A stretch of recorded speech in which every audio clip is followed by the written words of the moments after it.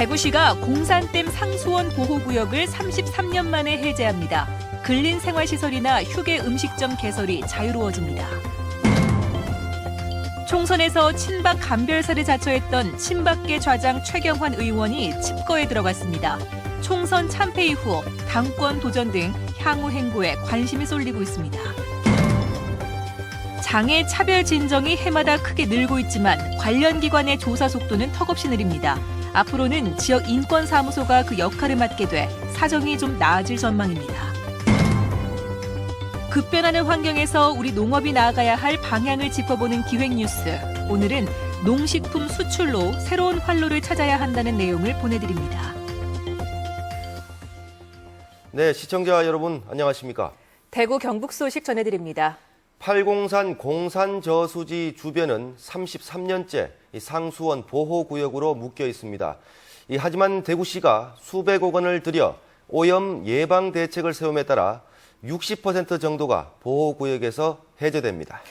개발 제한에 따른 재산권 침해 등 주민들의 불편도 상당 부분 해소될 것으로 보입니다. 금교신 기자가 취재했습니다. 공산댐과 7km나 떨어진 대구시 동구 능성동.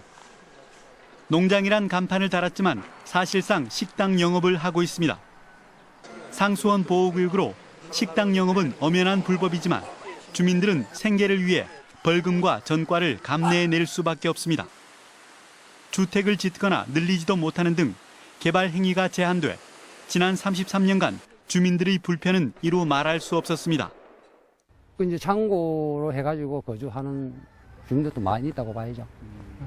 주택으로 허가가 안 나니까 토지라는 이 권리 행사를 제대로 못하는 실정이에요. 공산댐 상류 상수원 보호구역은 5,600여 필지 9.5제곱킬로미터가량입니다. 이곳에는 520가구 1,200명이 거주하고 있습니다. 대구시는 환경부의 승인을 얻어 공산댐 상수원 보호구역의 60%가량을 해제하기로 했습니다. 동구 능성동과 신무동을 비롯해 지묘동과 미대, 미곡, 진인, 용수, 백안, 도학동 일부 지역 6제곱킬로미터가량입니다. 보호구역 내 500가구 1,150명이 해제의 혜택을 받게 됩니다. 대구시는 상수원 보호구역 해제를 위해 이 일대에 220여억 원을 들여 오수 차집 관로 등 각종 수질 개선 시설을 설치했습니다. 특히 공산 정수장에는 고도화 정수 시설을 내 대구 시민 9만 명이 먹는 식수에는 아무런 문제가 없다고 밝혔습니다. 주민들의 불편과 재산권 행사는 더 용이하게 되었고 또 한편으로는 하수 관로를 묻고 그리고 또 고도 정수 처리까지 다 하기 때문에 지금 식수 공급에는 전혀 문제가 없다고 생각합니다. 대구시는 오는 6월 동구청이 상수원 보호구역 변경 신청을 해오면 8월에 지정해 10월쯤 고시할 계획입니다. MBC 뉴스 금교신입니다. 20대 총선에서 대구 경북 선거대책위원장을 맡았던 친박계 핵심 최경환 의원이 공개석상에 모습을 드러내지 않고 있습니다. 총선 패배 때문으로 보이는데 당권 도전 등 향후 행보에도 변화가 불가피할 것으로 보입니다. 이상원 기자가 보도합니다. 20대 총선에서 새누리당은 대구에서 4석을 야당과 무소속에 내주면서 싹쓸이를 한 19대 총선과 비교하면 참패했습니다. 이 때문에 대구 경북 총괄선대위원장으로 선거를 진두 지휘했던 최경환 의원의 충격은 생각보다 컸습니다. 지난번 천막 당에서 시작하는 그런 자세로 당을 새롭게 모시고 한번 탈퇴해서 정말 국민들의 사랑을 받을 수 있도록 정말. 최경환 의원은 새누리당 대구 경북 당선자들이 모이는 결의대회에도 불참하는 등 선대위 해단식 이후 칩거에 들어갔습니다. 친박계 좌장으로 총선 패배 책임론이 거세지는 상황에서 향후 거취를 고민하고 있는 것으로 보입니다.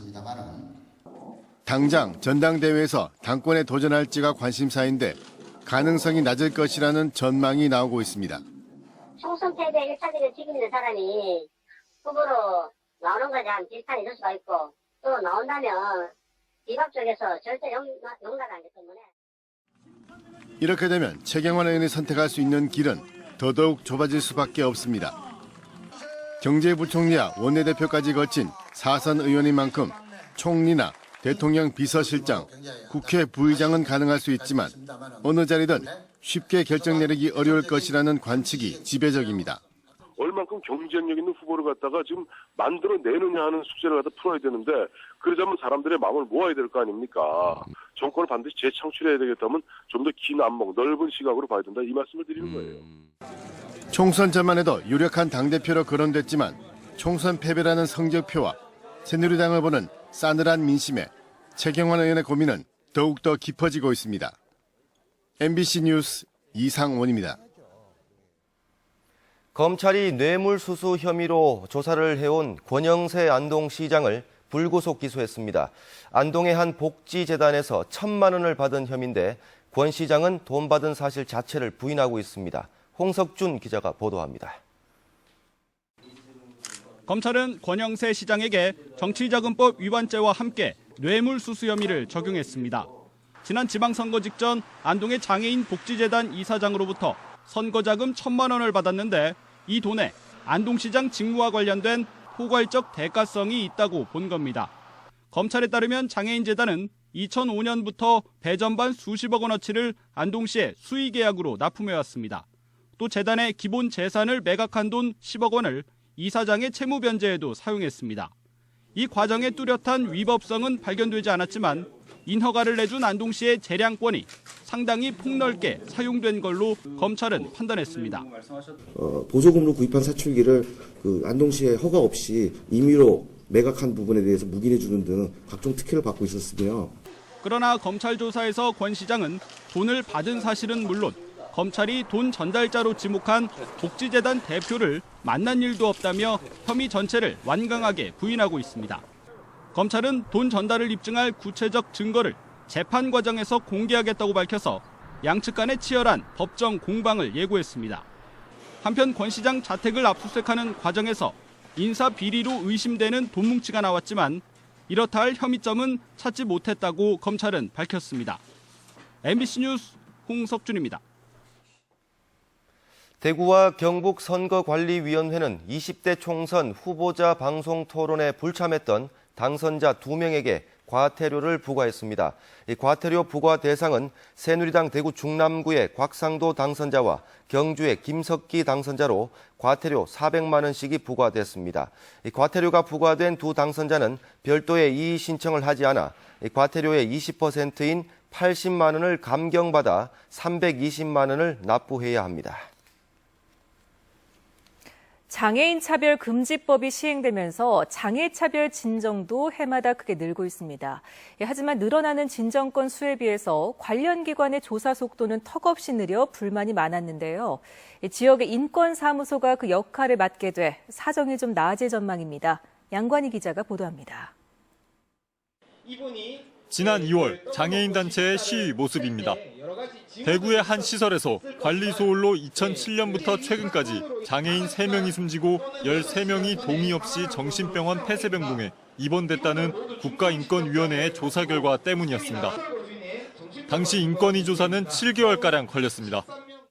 3개월 사이오는 보통이고요. 길게 되면 1년이 넘는 사건까지 벌어지고 있습니다. 8년 전 장애인 차별금지법이 시행되면서 진정 건수가 더욱 늘고 있기 때문입니다. 2008년 1000여 건이던 장애차별 진정이 지난해엔 5배인 5,600여 건으로 늘었습니다. 지역 장애인들은 차별을 바로잡기 위해 신속한 조사를 요구해왔지만 인권위 조사는 차일피일 미뤄지기 일쑤였습니다. 우리가 제소했던 일을 이제 조사하려 전화 두 번 왔는데 병원을 가보니까 그쪽에서도 이제 기억이 없다.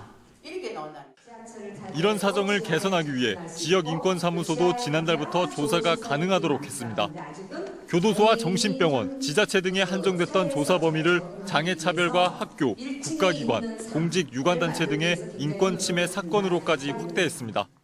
실제로 인권침해나 차별은 우리 주변에서 발생하는데 근데 서울에서 아무래도 지역에 내려와서 현장에 가보고 관계자들을 만나고 이게 쉽지가 않죠. 국가인권위원회 대구인권사무소는 장애인 단체와 전문가들과 협의해 조사권을 강화할 방침이지만 4명밖에 없는 조사 인원을 늘리는 것이 과제로 남았습니다. MBC 뉴스 양관입니다. 정부가 국내 문학 관련 기록을 보관하고 전시할 한국문학관 건립을 추진하고 있습니다. 지역의 문화예술계가 한국 근현대 문학의 요람이 된 대구가 최적지라며 유치에 나섰습니다. 김은혜 기자입니다. 나라를 빼앗긴 비애와 저항 의지를 담은 빼앗긴 들에도 봄은 오는가로 유명한 시인 이상화. 일제강점기 힘겨웠던 삶의 모습을 있는 그대로 담은 운수 좋은 날의 소설가 현진건. 모두 대구 출신의 한국 대표 문인입니다. 광복 후 최초의 동인지 죽순 또한 대구에서 처음 발간됐고 6.25 전쟁 당시에는 박목월, 박두진, 조지훈 등 전국 문인들의 주 활동 무대가 됐습니다. 대구와 인연 맺지 않은 문화예술가들이 별로 없다는 점입니다. 그래서 대구라고 하면 문화예술인들에게는 어떤 친정과 같은 그런 아주 푸근한 그런 곳이 되겠습니다. 정부가 440억 원 이상의 국비를 투입해 국내 문학 관련 기록을 보관하고 전시할 한국문학관 건립을 추진하고 있는 가운데 대구가 최적지라는 목소리가 나오고 있습니다. 최근 박근혜 대통령 대구 방문 당시 권영진 대구시장이 대구 유치를 건의했는데 문화, 정치, 학계 등 사회 각 분야 500여 명으로 구성된 대구유치위원회가 출범해 본격적인 활동에 나섰습니다. 유치위원회는 100만인 서명운동과 포럼 등을 통해 대구 유치의 당위성과 홍보를 강화할 방침입니다. 지역 전체의 균형 면에서 본다고 한다할지라도 어떻게 보면은 대한민국의 가장 중심지고 그런 의미에서 문학이라는 점에 있어서는 중심 중에 중심지 역할을 할 수 있을 것이다. 그렇게 생각을 해서 국립한국문학관 건립지는 올 상반기 안에 선정될 예정인데 대구를 비롯해 서울, 은평구, 강릉, 춘천 등 전국 10여 개 지자체가 유치 경쟁에 나서고 있습니다. MBC 뉴스 김은혜입니다. 구미시가 부당 해고에 반발하며 천막 농성을 벌이고 있던 아사히글라스 하도급업체 노조의 농성장 2곳에 행정 대집행을 실시했습니다. 구미시는 아사히글라스 정문 앞 천막 5개와 시청 앞 천막 1개를 철거했는데 이 과정에서 하도급업체 노조원 4명이 다쳤고 4명은 경찰에 연행됐습니다. 지난해 5월 노동조합을 설립한 아사히글라스 하청업체 비정규직 노동자 140여 명은 노조 설립 후 한 달 뒤 아사히글라스가 도급 계약을 해지하면서 일자리를 잃게 되자 천막 농성을 해왔습니다. FTA로 인한 시장 개방 등으로 위기를 맞고 있는 우리 농업이 나아가야 할 방향을 모색해보는 기획뉴스. 오늘은 농식품 수출로 새로운 활로를 모색하고 있는 경상북도의 전략을 알아봅니다. 박재형 기자입니다. 지난 2002년부터 경산에서 대추 가공식품을 생산하고 있는 한 업체. 농축액과 슬라이스 등 다양한 대추 가공식품으로 국내 시장에서 기반을 다진 이 업체는 2010년부터 수출에 눈길을 돌리기 시작했습니다. 대추는 수출이 어렵다는 고정관념에서 벗어나 가공품 다양화를 무기로 동남아와 일본, 미주 등지에서 꾸준히 수출 신장을 하고 있습니다. 국내 시장에서는 농식품이 특히 농산물이 한계성을 가집니다. 가격적인 한계도 가지고 있어 해외 시장에서 가격적인 면들, 그다음에 생산력에 대한 것들을 확충하기 위해 가지고 농업 강국인 중국, 캐나다, 호주, 뉴질랜드와의 FTA 체결로 농산물 수입 빗장이 풀린 상황에서 수출로 위기를 극복해야 한다는 주장이 주목받고 있습니다. 경상북도의 농식품 수출액은 지난 2014년과 2015년 2년 사이 4천여 원을 훌쩍 넘었습니다. 올해는 5,700여 원을 목표로 하고 있습니다. 경상북도는 농식품 수출진흥기금과 품목별 수출 자조금 조성, 수출단지 육성 등으로 수출의 활로를 찾고 있습니다.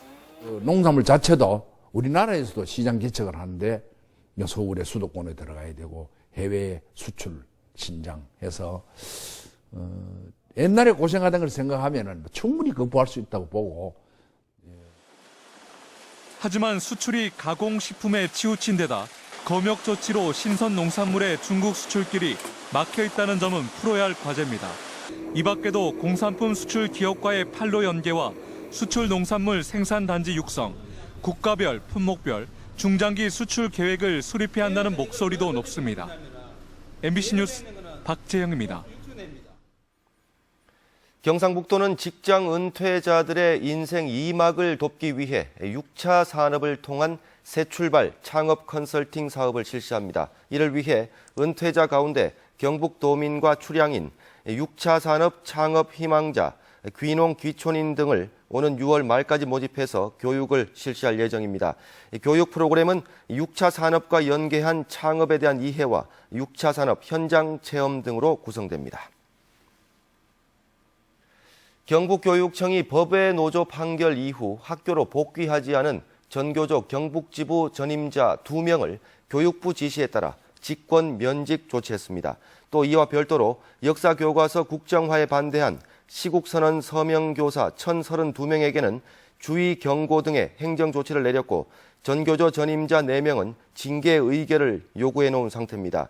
이에 대해 전교조 경북지부는 헌법상 노조의 권리를 보장받아야 하는 전교조에 대해 파괴 작전을 진행하고 있다고 반발하고 있습니다.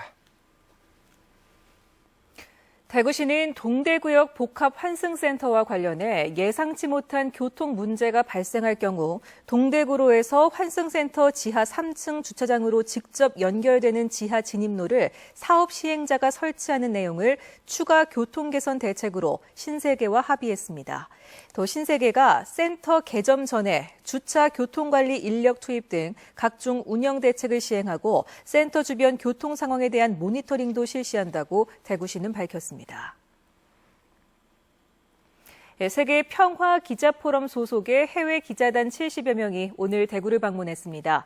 세계 평화 기자 포럼 해외 기자단은 오늘 대구 엑스코에서 열린 대구 국제 안경 전시회를 둘러보는 등 대구의 문화와 산업을 체험했습니다. 내일은 휴전선 비무장지대를 방문한 뒤 한반도 비핵화와 세계 평화를 위한 세계 기자 선언문을 발표하고 한반도의 평화를 기원합니다. 기후변화에 따라 변화하는 산림 생태계를 조사하고 보존하기 위한 국제 심포지엄이 열렸습니다. 국립산림과학원은 오늘 인터블구 호텔에서 중국 과학원과 대만 산림과학연구소 등이 참가한 가운데 산림 생태계 보전과 관리 국제 심포지엄을 열고 각국의 사례와 대응책을 발표했습니다. 오늘 심포지엄에서 전문가들은 지구온난화에 따른 산림 생태계의 변화는 전 생태계의 변화로 이어질 가능성이 크다며 대책 마련을 강조했습니다.